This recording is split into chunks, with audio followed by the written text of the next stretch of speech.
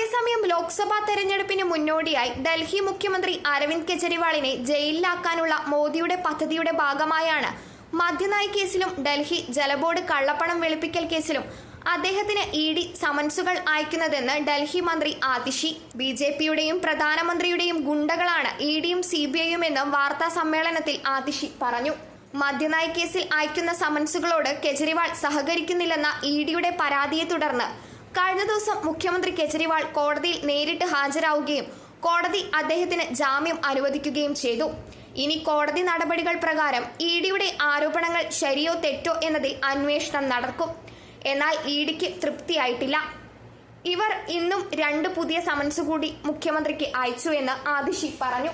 മദ്യനയ കേസിൽ ചോദ്യം ചെയ്യലിനായി കെജ്രിവാൾ ഹാജരാകുന്നില്ലെന്ന് കാണിച്ച് ഇഡി നൽകിയ ഹർജിയിൽ കെജ്രിവാളിന് ഡൽഹിയിലെ റോസ് അവന്യൂ സെഷൻസ് കോടതി മുൻകൂർ ജാമ്യം അനുവദിച്ചിരുന്നു.